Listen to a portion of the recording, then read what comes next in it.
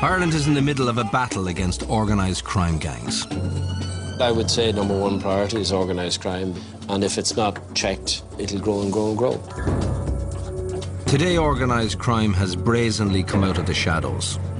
By eroding the rule of law in large parts of our society, we are threatening the rule of law in the whole of society. In Limerick, criminals openly flex their muscles and flaunt their power. Cities depend on people being able to go out and feel safe in public. You can't have a thriving urban environment with high crime and fear. The Gangland godfathers rule the roost over whole neighbourhoods, and few citizens step out of line. If there was any 12 jurors asked to adjudicate upon a gangland trial, a certain section of them would shirk their duty because of fear. Law and order is struggling to overcome the tyranny of the local mafiosi. The tight organisations with the commitment to each other not to give evidence against each other. The kind of omerta thing that you get in organised crime in the United States. The use of the gun, the use of intimidation, the attempts to take over sections of communities. The deliberate execution of citizens who get in their way marks a new phase in the evolution of organised crime in Ireland. The attempt to dominate a whole city. Of all the particular people we've put away for long stretches, I have never seen conscience, no remorse. The normal rules of humanity or society does not apply to those particular people. Welcome to Bad Fellas.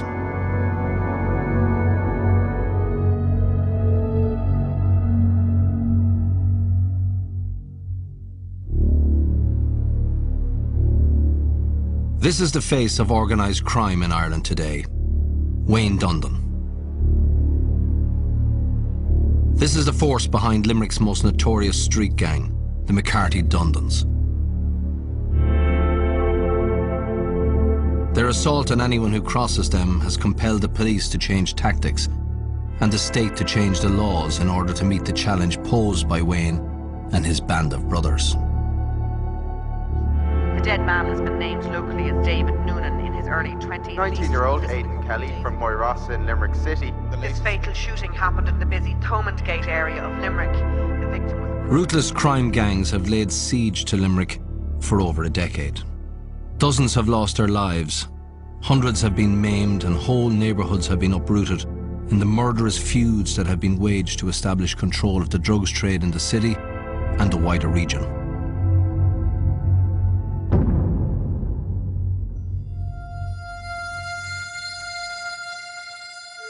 The plight of one family stands out in the story of Limerick Gangland, the Collins family.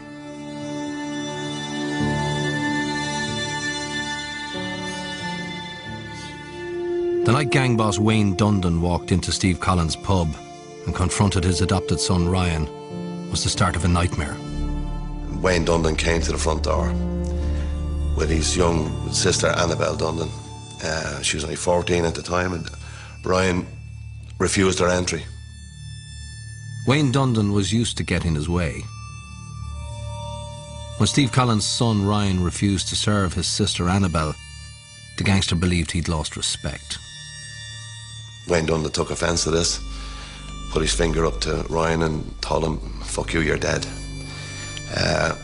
He went away.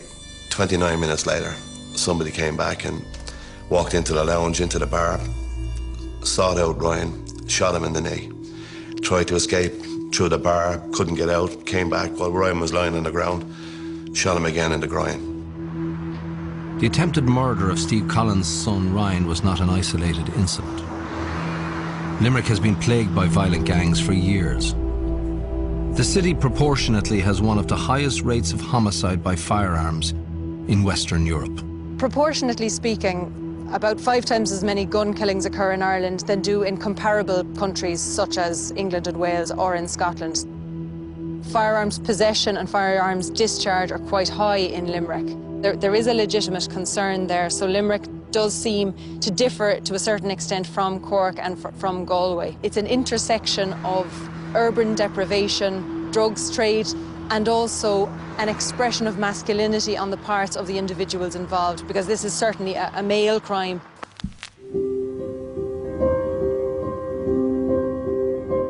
Limerick was once a city synonymous not with crime, but with religious piety, social order and poverty.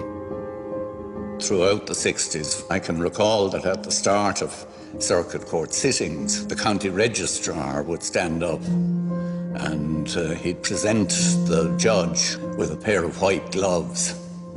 And that was to signify that there was no indictable crime in the city or county of Limerick. And that used to go on term after term. I arrived as a young guard in Limerick at the end of 1971. There was very, very little crime. Certainly no serious crime occurred in Limerick certainly in the late 60s and into the mid-70s. Limerick's biggest social problem was not crime, but housing. Many parts of the old city were dilapidated and overcrowded. The corporation's response was to build 2,000 houses in a place called South Hill, far from the centre of town. The houses were built, but without any facilities of any kind. There were no churches, no schools, no shops, no pubs, nothing. And I think very quickly people started to amuse themselves by engaging in violence and vandalism and things of that kind, and that gradually degenerated into worse. The first thing that struck you when you went into the home was unemployment, absent parent, either father or mother, poor conditions in the houses, bad clothing, no heating, no food in the fridge, no school, no looking for a job. They lived in another world, really, without any support from the general community at large.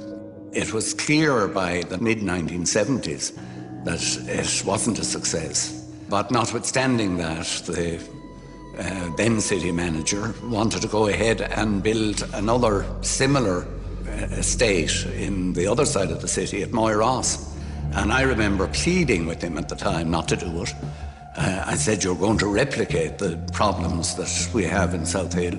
And he said to me that he was under pressure from the department to produce numbers of houses, and they didn't seem to be really interested in anything except numbers.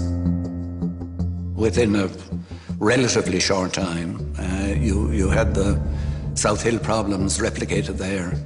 Limerick is still suffering from the results of that. One of the results was the McCarthy-Dundon gang. In May 2005, the leader of the gang, Wayne Dundon, was sentenced to 10 years in prison for his threat to kill Ryan Lee, but a court later reduced this to 7. The following month, our premises broken into and set alight. I mean, what you have here is just the front. The back is completely gutted, destroyed. You know, our dreams destroyed, everything destroyed. The start of a horrendous couple of years for us now.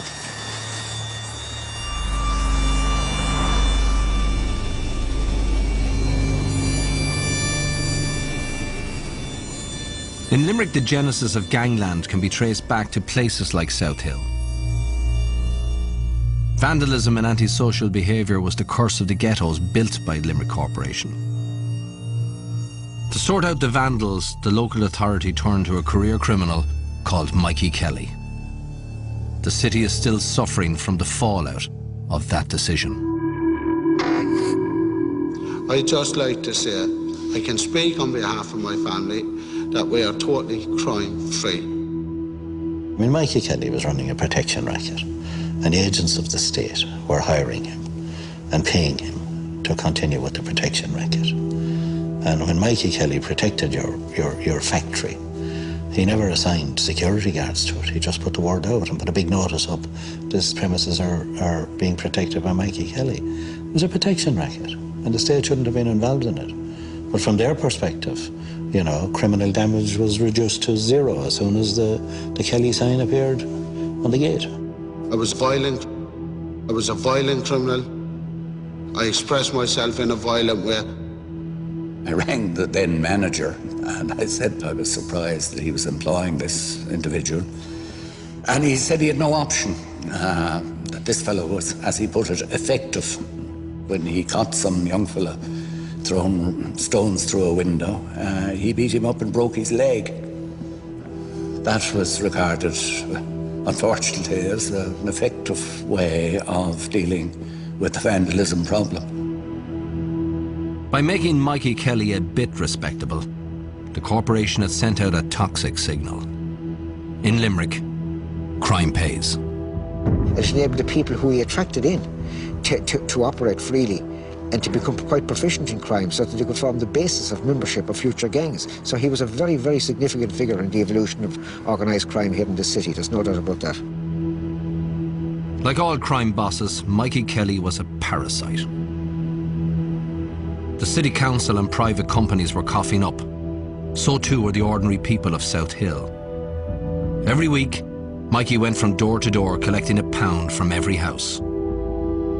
That was the price for keeping Mikey Kelly off your back. Coming to you from the Brooklyn waterfront in New York City, this is Mafia Talk Radio. Cut the cards and hide your wallets. This is Mafia Talk Radio. You think you know, but you don't really know. Other cities have been doing business with bad fellas for a long time. New York. For years it was the epicenter of organised crime in America.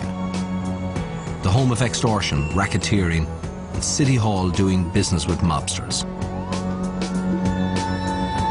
Criminal enterprises thriving on a pervasive climate of fear. I've seen it here in Yonkers, and I've seen it in New York City, my combined 30-plus years of law enforcement, that organized crime, especially what we're dealing with now in the 21st century of violent street gangs, are decimating neighborhoods throughout the country. And if you look at some neighborhoods, some poor neighborhoods, in some cases, that's viewed as the only alternative for youth, where maybe they didn't stay in school, maybe they weren't provided with a good education, maybe they didn't have a strong parent or parents at home. And then they decided to go into a group, a street gang, an organized crime group, and they've gone on and now probably wind up either in jail or unfortunately dead. You can't have a thriving urban environment with high crime and fear. Cities depend on people being able to go out and feel safe in public. Fighting fear, as well as actual crime, is essential. The capacity to terrify is an essential and universal feature of organised crime. From the streets of Limerick to downtown Washington, D.C., there is a common denominator: fear. Fear is an absolute key for organized crime groups. They capitalize on regular citizens when it's keeping legitimate businesses or law-abiding families out of the community. The impact is widespread, and it's felt for years. The impact can absolutely lead to folks that have to live scared or look over their shoulders for the rest of their lives. Steve Collins knows what it's like to live looking over his shoulder. His testimony had helped convict gang boss Wayne Dundon. And for that offence, a price was put on his head. A threat came out from prison. A letter came out to say that I was to be murdered for €75,000. And a guy called John McNamara, who they called Pitchfork, was to be murdered for €75,000. They mistook Shane Gagan for Pitchfork, and they shot him. So a mistaken identity, and an innocent man was murdered. The victim was visiting friends here in the estate last night to watch the Ireland-Canada rugby match and was returning home when he was shot in what they now believe was a case of mistaken identity. You get situations like that, and obviously, quite justifiably, everybody is outraged when that happens. But most of the murders are inter-gang murders. You know, people not handing over the money they collected when they sold some drugs, people giving information to the guards who are being shot for that reason, and so on and so forth. And it's quite vicious. In the 70s, the drugs trade became a feature of life in Limerick. Huge money, very lucrative business. Obviously, the more money that could be made, the more ruthless people became. As each generation succeeds the other, the new generation is more violent than the one that preceded it. Now, Their grandfathers were petty criminals. A bit of breaking and entering, the odd assault. And, you know, as it came down through the generations, the level of crime they were involved in became more serious. But the X factor was drugs. Because it's drugs that provide the finances to make them serious criminals. It's drugs that provide the finance to get them into organised crime. It's drugs that provide the interconnectors to make them national organisations rather than Limerick organisations. And it's drugs that provide the solder to get them involved, you know, in the gun trade across Europe. For years, serious crime in Limerick was the occupation of two outlaw families. The Keanes, led by veteran gangster Christy Keane and his violent younger brother Kieran. Their sidekicks were the Ryans, led by killer Eddie Ryan. Eddie Ryan was envious of all the loot the Keanes were grossing from Limerick's drug trade, and he wanted more. The Keanes said no. Eddie then tried to kill Christy, but his gun jammed. 2 weeks later, Kieran Keane came back looking for revenge.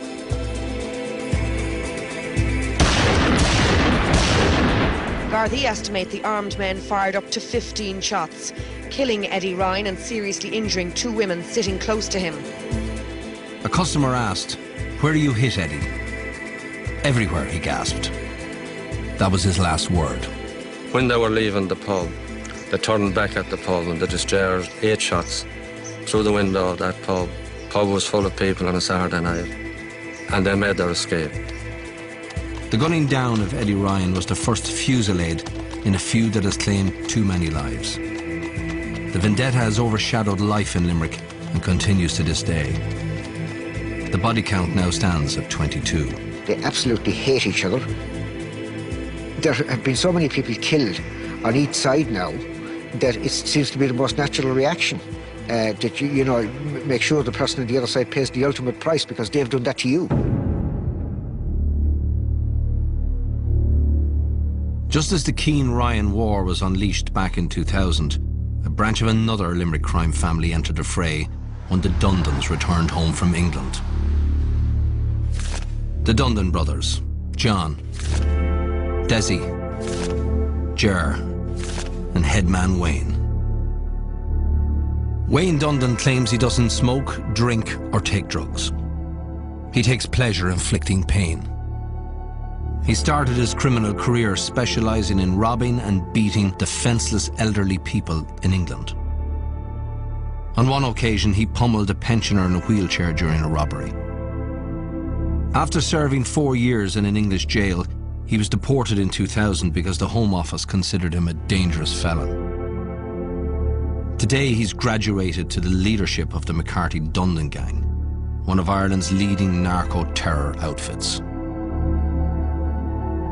It's always very important to remember that the first and most important cause of crime is the decision of the criminal to commit it. The idea that criminals lack self-esteem is preposterous. The problem is not that they lack self-esteem, the problem is that they have far too much of it. They haven't been humiliated nearly enough. The Dundon brothers would fan the flames of the feud between the Keanes and the Ryans. James McCarthy, Desi Dundon and Anthony McCarthy, all allegedly loyal to the Ryan family. You fucking muppets! The McCarthy Dundon Gang. They would pose as allies to both factions.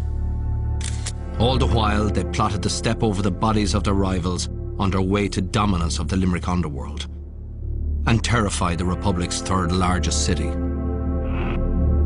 Within Limerick City, they are one of the most violent gangs that I or my investigators, our colleagues, have encountered over the last number of years. The Dundon McCarthy gang was structured almost like a mafia. The ferocity of the crimes that were committed by the gang instilled a lot of fear in their own gang members, number one, in the wider community, and certainly in the gangs opposing them. It seems that they have set the benchmark and the others have followed. If they are violent, the others must be more violent. And if the others are more violent, they must be more violent again. And it is not simply the killing of somebody, but the maiming and the torturing of somebody in the most horrific circumstances. It all goes back to the structure, really, of the gang. It's based on the family and the dynamics that goes with the family and the ability of those gangs to recruit into their lower ranks impressionable young men whom they'll send out to do their bidding and who will do it voluntarily. You're looking at the Gangland gang, and these are just four brothers. They're four Muppets as far as I'm concerned, and I don't know why they get the respect they do. They were able to form this gang of lunatics, and that would do their deed, and that's really, and they've gone from strength to strength with that. When the Dundons are away, locked away, nothing happens in the city. I mean, it's not just coincidence, it's a fact. You look back on it through all the previous times that they've come out of prison, there's been mayhem, It's only when he's around he causes this kind of shit around the city,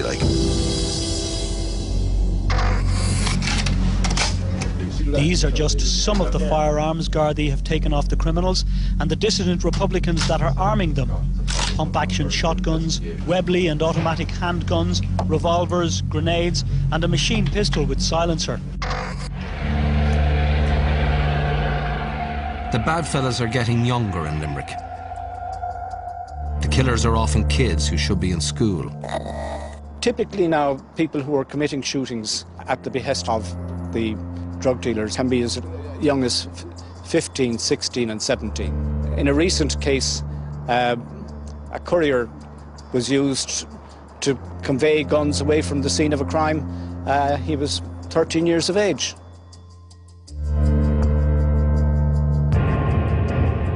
People fight turf wars, and by doing so, they become king of the castle, and they feel big. When the gang bosses feel big, everybody else must kowtow and feel small. So few people grasp the elementary point, which is that the primary victims of crime are the poor, not the rich. It's like a prison without warders. They're actually more or less enclosed in their houses. They're afraid to go out, except at times permitted by the psychopathic people who act as the warders, in the sense that they're imposing their kind of order. They can't escape from these estates. They have a kind of life sentence to them. I mean, they can, of course, go out on day release.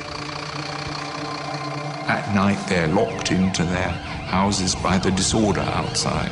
And they have the prison governor, who is the local psychopath or psychopath's family, who imposes his will, and from which there is no appeal.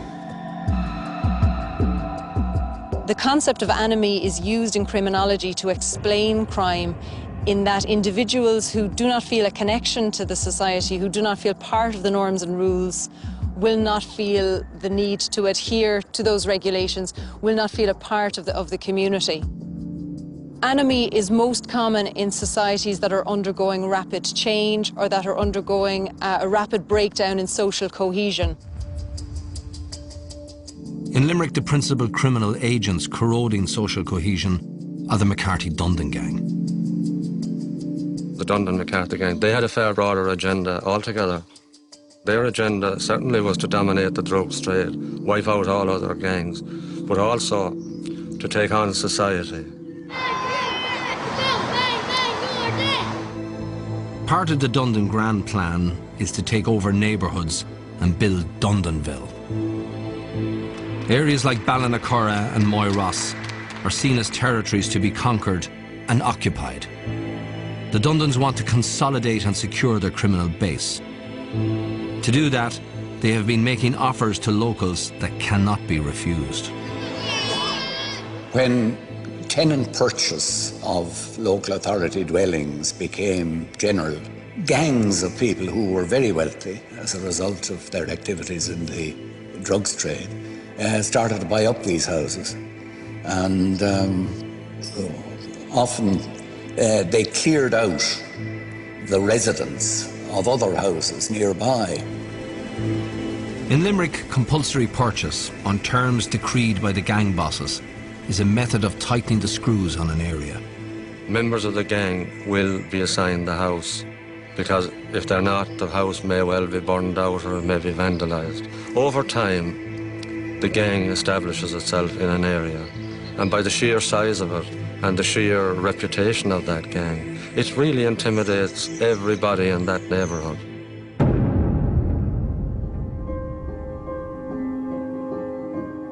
The defiance of the Collins family was a running sore for the McCarthy-Dundon gang. Their gangland enemies watched and waited and came out of the shadows on the morning of April the 9th, 2009, Holy Thursday. On that morning, it was like any other morning. Came in here, I was setting up the business in the pub, and Roy went into the casino to set up the casino. About a half an hour later, I got a call from the barman to say, like, somebody was bleeding next door in the casino. Went in and I seen Roy just in the corner, bent down on his hunkers, and he couldn't breathe. He lifted himself up and I could see the bullet on the ground. Like, and I just couldn't believe what I was looking at. And he kept on repeating to me that he couldn't breathe, he couldn't get his breath. He just held on to me and he told me he loved me. He loved his mother. Roy Collins lost his fight for life a few hours later. This was a salutary crime. The calculated murder of a young man related to a witness who had stood up to a crime boss. This was an attack on every citizen of the state. He was murdered clearly to send a signal to the rest of the community in Limerick that if anybody came forward and gave evidence or helped the criminal trials, that they were going to be taken out as well. It's as much a threat to the security of the state as the subversives were back in the 70s. Evil. There's no other word for it. With the persecution of the Collins family, the bad fellows of Limerick had put down a chilling marker. This is our town. Get in our way at your peril. It was time for the state to strike back. Organised crime gangs are deeply entrenched in Limerick. They have enriched themselves by flooding the streets with drugs, by extorting money from local businesses, and by trafficking in firearms and explosives. In many parts of town, the gangs call the shots. As a Limerick man, I have to be very concerned about the way the city has degenerated. I represented it for a very long time, and I could see this beginning to happen. And I regard it, if you like, as one of my failures in life, that I wasn't able to stop it. There seems to be no end to the torment of the Collins family. There was a grave dug down here at the level crossing to hold a big man. I mean, that's what the Gardaí told me. It was evident that it must have been for me. 64 people have been violently killed in Limerick since the millennium. The Gardaí have solved 54 of those cases. Many of the foot soldiers who have done the dirty work for their godfathers are now in jail. But there is no shortage of recruits. The appeal of the gangster lifestyle is irresistible to some teenagers. They can put their arms around a 12-year-old and they can show him, bring him in the car and show him a bling life, and they think that these guys then are going to show them a brighter future, like, and they can be influenced so easy. Like. I'm not waiting for John Dundon, Ger Dundon or Wayne Dundon to walk up that car park and do anything to me, because they're cowards, you know. They'll hide behind these kids and get them to do their work, like. But that's what you're looking at is young kids now starting to go around with Glocks and coked up to the eyes. And I mean, I've seen them there, like, as young as 10 on drugs. In Limerick, the teenage foot soldiers of the major gangs have been programmed to hate. But the state of war that exists between the McCarthy-Dundons, the Keens, the Collopys and their affiliates may not last forever. At the moment, there are a number of disparate groups that are not controlled by anybody, that are fighting amongst themselves. But if that ever stops and somebody decides, as they did in America back in the good old days, and decides to organise the groups and get them to cooperate with one another, then we've got a very, very serious problem. 225. In the good old days in America, organised crime syndicates like the Mafia gnawed away at the Big Apple. Although the setting couldn't be more different, there are striking parallels between the predicament of Limerick and what happened in New York. In the 80s, violent drug gangs had turned New York into a city of fear. Over 2,000 people were being murdered every year. Many New Yorkers were resigned to their fate. Their city was the most exciting and the most dangerous in America. To save New York, there would have to be a change. New York, I would say at the time, was being described by many experts as a dying city. Crime was rampant. The homicide rate from the time of the crack epidemic in the mid-'80s, going through the late 80s and into the early 90s, homicides were in the 4 digits. New Yorkers for decades feared to walk the streets alone. The streets were the domain of predators. Most cars had these ridiculous little signs posted in their dashboard and on their front windows saying, everything's been stolen already, please don't break in. Basically, the criminals ruled the day, and citizens were on their knees begging for exemption from the criminal run. In 1994, there was a radical change at the top of the New York Police Department when Bill Bratton was appointed commissioner. Bratton had been the chief of the city's transport police and had dramatically lowered crime on the subway. His mission was to bring order to the chaos above ground. Bratton's policy was called the broken windows approach. Problems in a neighborhood stem very often from quality of life issues. If there's a group of disorderly males on a corner drinking and engaging in antisocial behavior, if we don't address that problem will not only increase, but it will lead to other problems in the neighborhood.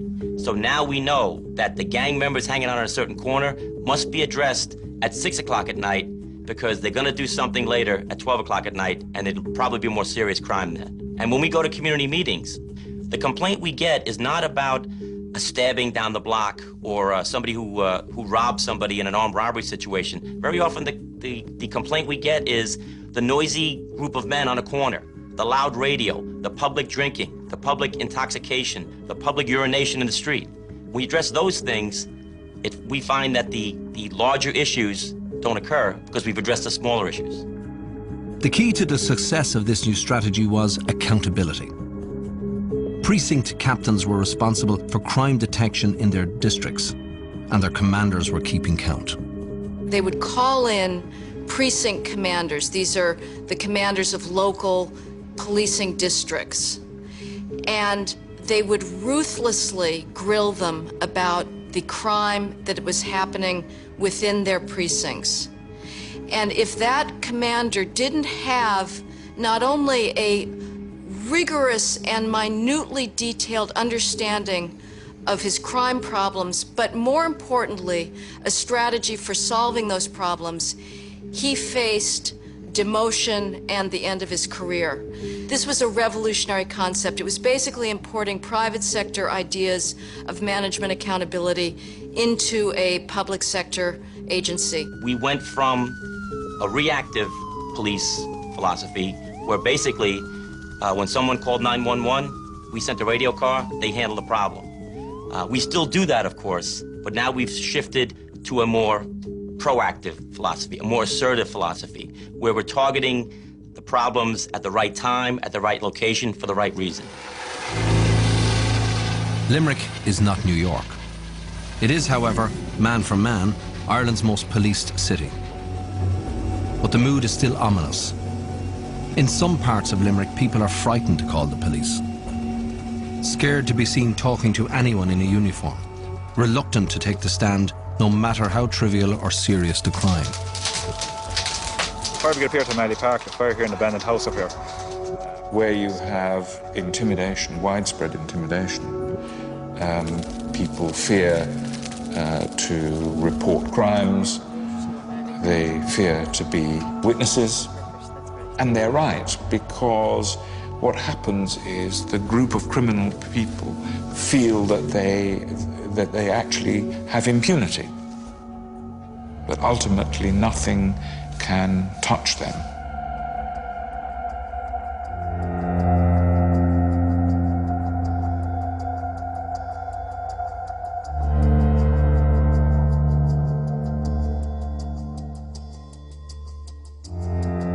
Seems to be the stock and trade of the Limerick criminals that they will intimidate the vulnerable witnesses. I have about 12 weeks of criminal trials every year. In every one of those weeks, there will be a case where witnesses will be frightened, will be intimidated. But certainly, they had no compunction in attacking the organs of the state. Prison officers intimidated, guards intimidated, business people to allow them into their premises to do drug dealing. The state solicitor, his offices were burned out on a number of occasions. I've had personal difficulties in relation to carrying out the job in the past. I mean, I've had my offices burnt down. It took 12 months to rebuild the office. I had a second attempt at burning down my office. I've had other security problems from time to time. In Limerick, the major crime gangs have carved out their strongholds, forbidding fortresses where they dominate. Citadels you enter at your own risk. I just buried my son, and we were followed by the Dundon McCarthy gang down Childers Road, and we pulled in. I was talking to Stephen. They came up alongside and threatened Stephen that they were going to kill Stephen. We lost a head. We followed them, and we were lured into a trap where they had a gang waiting down in Weston. They came over the walls, battens, bottles, chains, and we were lucky to get away because there was a level crossing just in front of us, and we drove away and it was just closing, and the guy seen what was happening and opened it for us. They let us through. If he hadn't have, we probably would have been killed that day. In Limerick, the gangsters have tried to suck the city dry and ruin its reputation. In New York, the criminals know better. Here, the police have reclaimed the city, house by house, street by street, precinct by precinct. The gangs have been banished to the shadows. Homicide has dropped in the last 20 years by 80%. New York has been transformed. Today, it's the safest big city in America, a magnet for millions of tourists. The transformation of New York was most impressive in the city's poorest neighborhoods like Harlem, Central Brooklyn, East New York. It meant that poor people in Harlem, senior citizens, could walk to the store, shop at night, cash their Social Security checks, and not worry about the drug dealers hanging out on the corner. In New York, we believe it's better to have a police commander sweating bullets than to have actual bullets flying on the streets killing civilians. And that's the bargain we've made.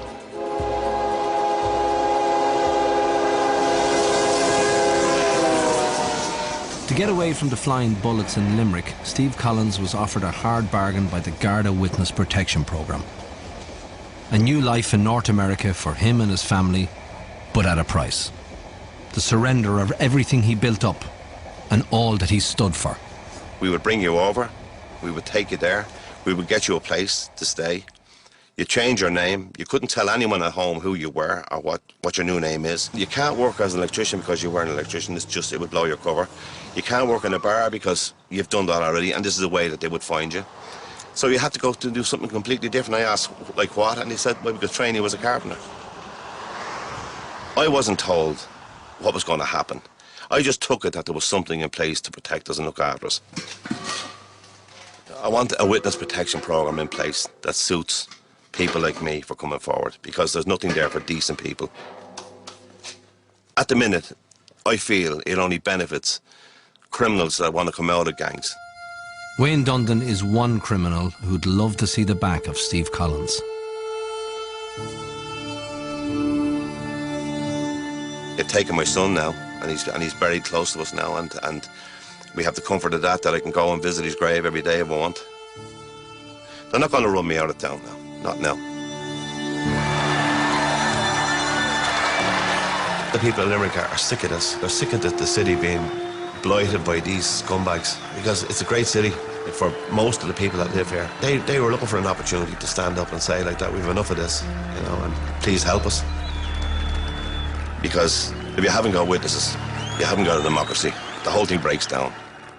We need the laws that proposed to be put into place now, and we can reclaim our city. The time for talking now is over. You can't legislate by emotion, but here was a family who came forward, did their duty, and look what they got, the consequence. Their lives ruined. Not just the life of Steve Collins and his wife, but their entire family ruined by this particular instance where they did their duty. So if the state didn't respond to that, if the Oireachtas didn't respond to that, it would be a very sad day for Ireland. The murder of Roy Collins, just like the assassination of Veronica Guerin 14 years earlier, compelled the government to act. It is now an offence to direct organised crime. Now, for the first time, the Gardaí have the powers to subject crime gangs to intense covert surveillance and wiretaps. Now, for the first time, that evidence can be produced in court to put the bad fellas away. The gangland crime legislation not only has put huge pressure on these people, but has given the guards the tools to take them off the street. And not just the old idiot who was given a few quid or might have been high as a kite and shot a particular person, but the person who orchestrated that, the people directing. That's the whole point of this legislation. James Dillon was the impressionable young drug addict who pulled the trigger on Roy Collins. He's now serving life for the murder and his loyalty to the mob. After 26 Garda interviews and a visit from his grandfather, he admitted to Gardaí, "I shot Roy Collins."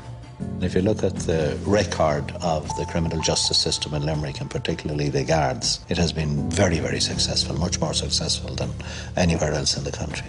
In terms of eliminating the gangs and preventing the crime from happening in the first instance, there's a lot more work to be done there.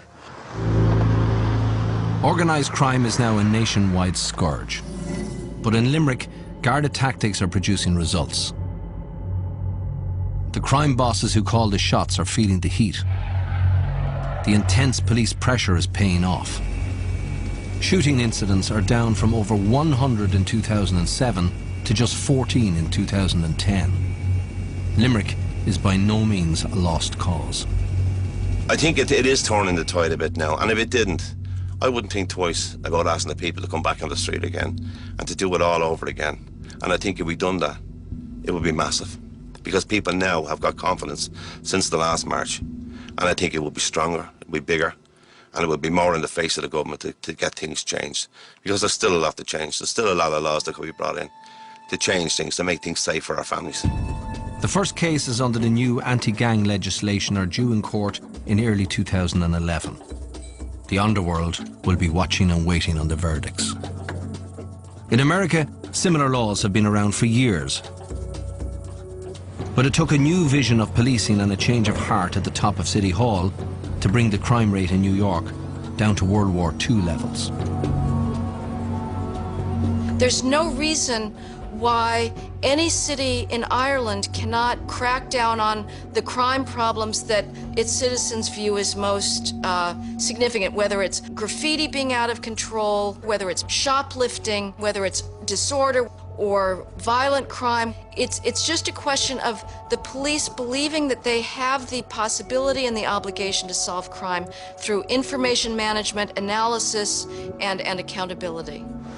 absolutely has to be an aggressive approach to tackle organized crime. Increased use of physical surveillance and electronic surveillance, wiretapping laws, increased use of human sources.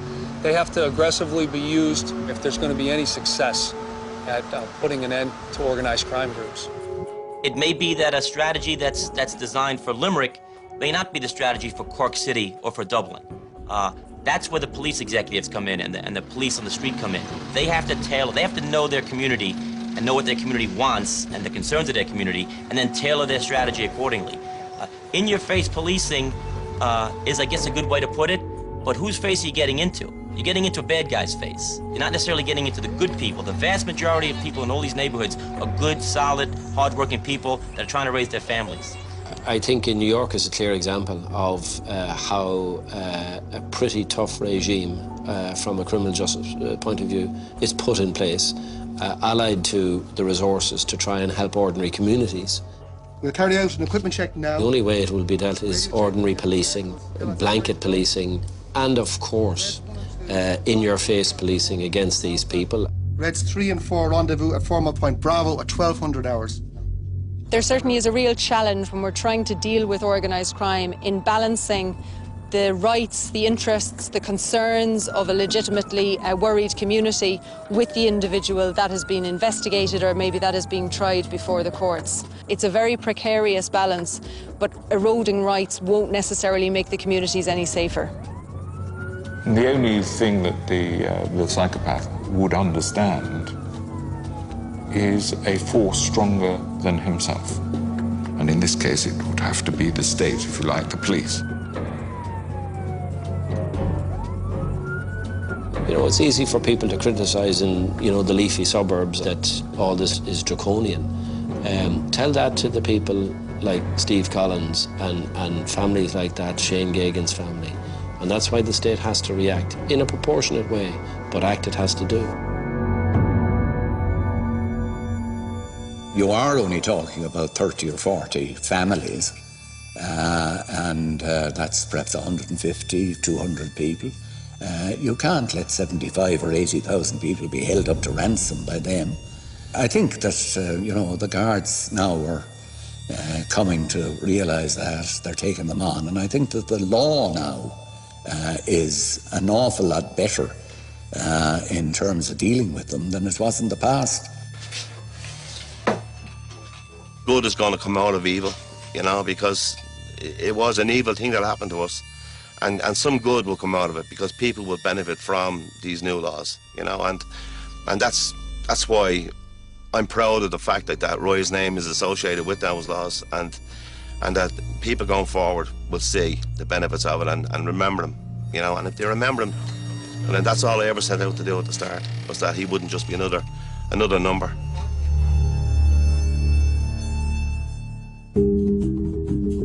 In the 1960s, Sarah Era brought the gun onto the Irish crime scene and murdered Garda Richard Fallon. We had really crossed the Rubicon, because now we are into the era of the gun. The 1970s saw the Provisional IRA emerge to wage a war that left a legacy of extortion, racketeering and murder. We would not have had a descent into organised crime to the extent that we have unfortunately suffered from. And to me, it is inescapable that the direct causal link is the IRA and the application of organisation to criminal activity. In the 1980s, the Dunn crime family would get rich on heroin and spawn a succession of ruthless imitators who saw drugs as easy money worth killing for. I would describe the modern-day criminal as unpredictable, paranoid, and he will go to any length to protect his business. Guns and drugs bring profits and power. Now, organised crime has ambitions to control streets and whole neighbourhoods, if they can get away with it. I think that we can deal with organised crime. I think it can be dealt with. I believe we're stronger than them. The era of the bad fellas has cast a dark shadow over many lives. The lessons of the last 40 years are clear. If Ireland fails to deal with organised crime, then organised crime will deal with us.